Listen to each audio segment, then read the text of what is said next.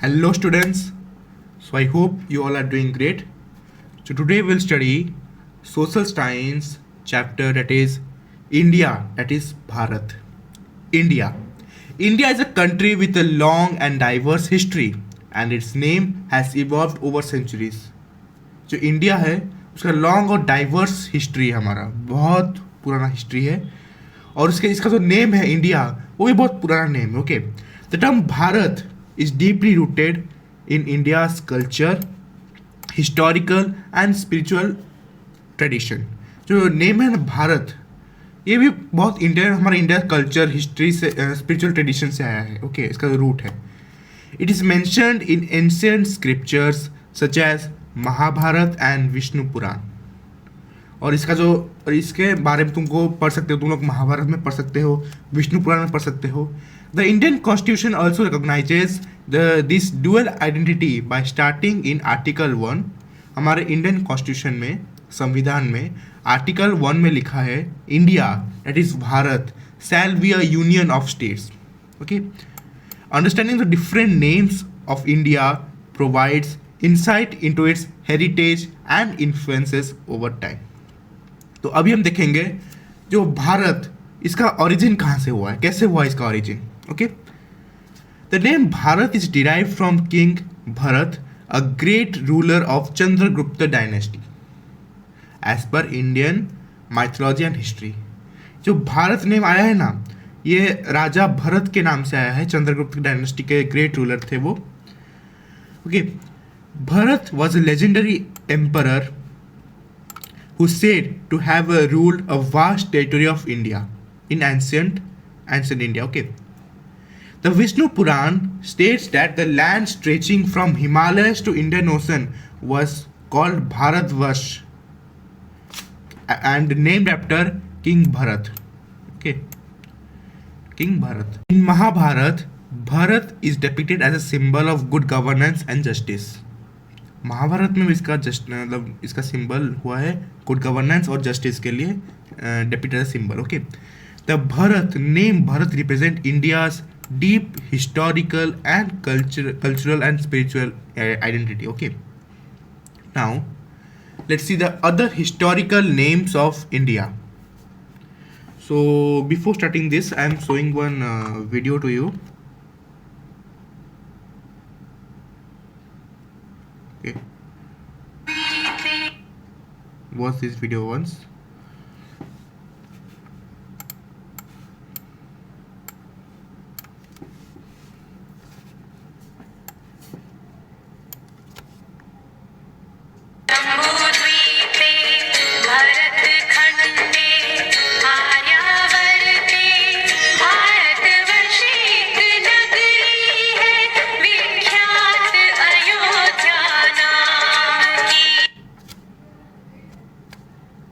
और एक बार देख लो।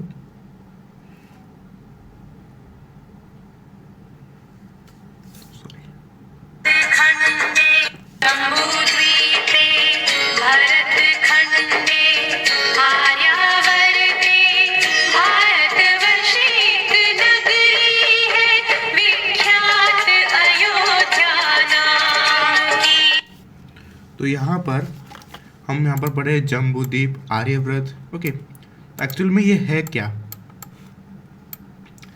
Jambudvipa found in ancient Indian text, it refers to larger Indian सब कॉन्टिनेंट।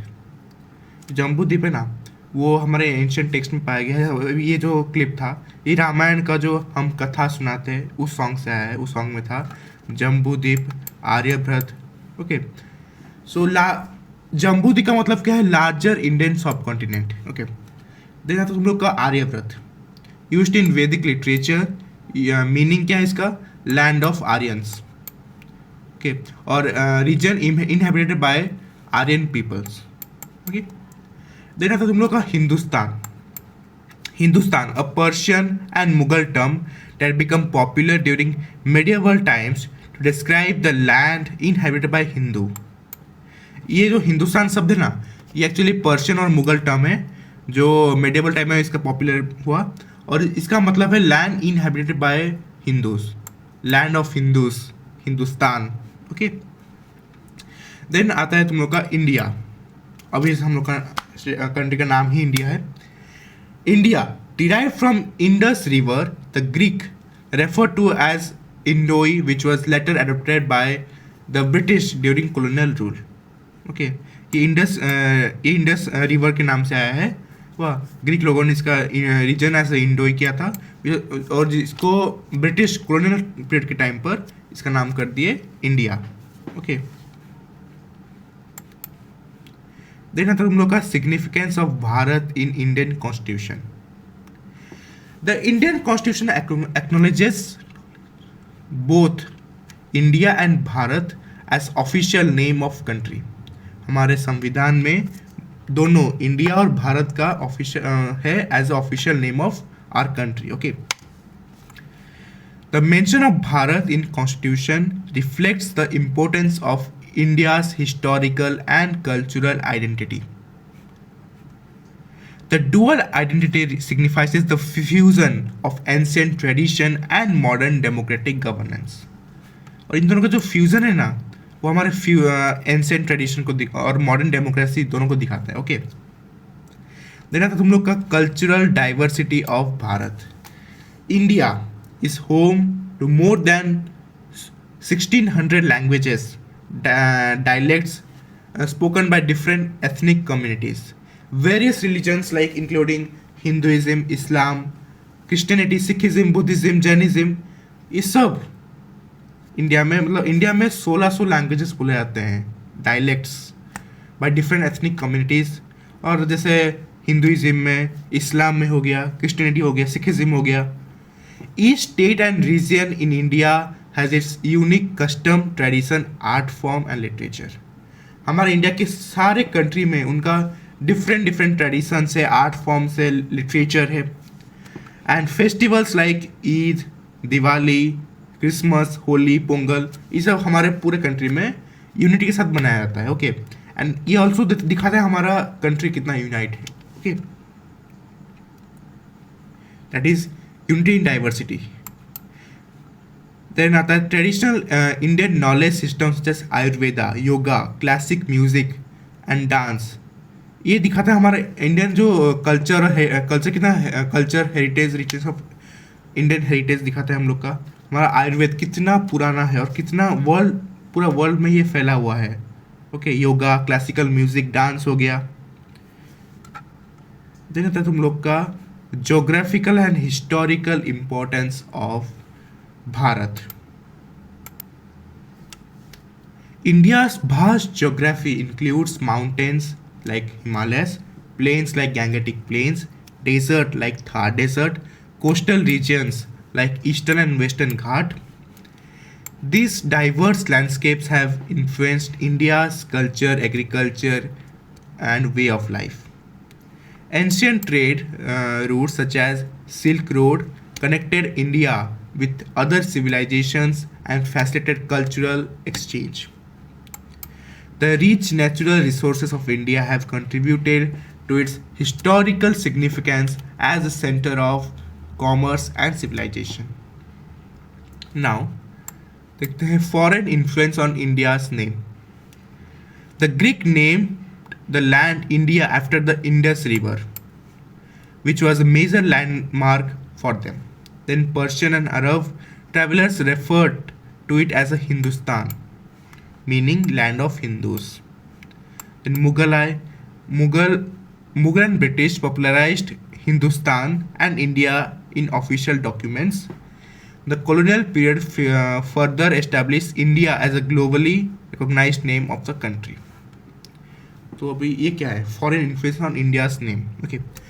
ग्रीक जब आए थे उन्होंने इसको दिया था नाम इन India after Indus river. Okay, इनके लिए ना, उनके लिए वो ये मेजर लैंडमार्क था।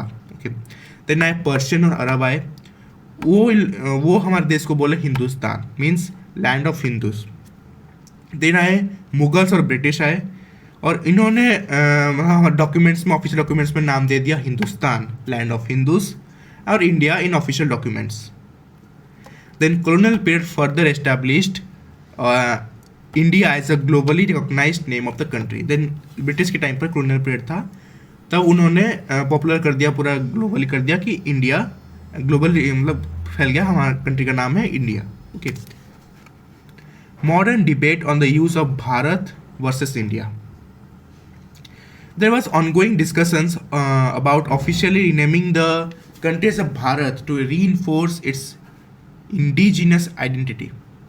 Some believe that India represents the colonial past while Bharat connects the traditional heritage. The dual issues of Bharat and India continues official and everyday context, symbolizing the blend of history and modernity. Many organizations, political figures, and scholars advocate for increased use of Bharat in governmental and academic discourse.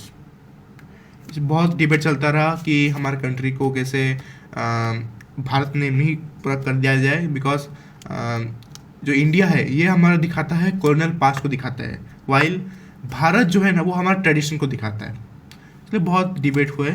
Okay. So I hope you like this video, then like this video and subscribe to our channel for more videos like this. Thank you everyone.